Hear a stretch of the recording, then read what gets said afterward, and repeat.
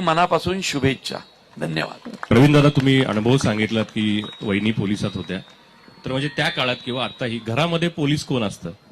नाही ऐक ना, या पोलीस ऑफिसरांच्या घरात पण त्यांच्या बायकाच पोलीस ऑफिसर असतात. म्हणजे इथं कुणाला पर्यायच नाही. कमिशनर असू दे नाही तर जॉईंट सीपी असू दे, घरी गेल्यावर एकच कमिशनर असतो घरात. त्यामुळे सगळ्यांनाच माहिती आहे ते. धन्यवाद प्रवीण दादा. एक छोटासा संवाद तुमच्या आवडीचा कुठलाही असेल तर आम्हाला ऐकायला, तुम्हाला ऐकायचा आहे का? Yes please. नाही, माझे चित्रपट खूप गाजले. त्यातला मुळशी पॅटर्न मधला माझा सगळ्यात आवडता संवाद तुम्ही मगाशी म्हणूनच दाखवला की शेती इकायची नसते, शेती राखायची असते. पोलीस डिपार्टमेंटमध्ये सुद्धा कित्येक पोलीस ही शेतकऱ्यांचीच पोरं आहेत. त्यांनी सुद्धा पोलीस डिपार्टमेंट मध्ये आल्यानंतर आपल्या गावाकडची जमीन ही राखण्याचाच प्रयत्न केलेला आहे. त्यामुळे माझा सगळ्यात आवडता हा डायलॉग आहे.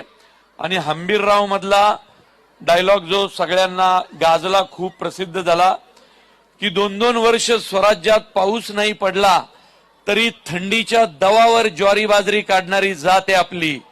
परिस्थिती जेवढी बिकट, मराठा तेवढाच तिखट. क्या धन्यवाद प्रवीण दादा. यानंतर रागा पॅलेसच्या वतीनं आदरणीय सीपी सरांचा सन्मान होतोय. मी नगरसेवक आणि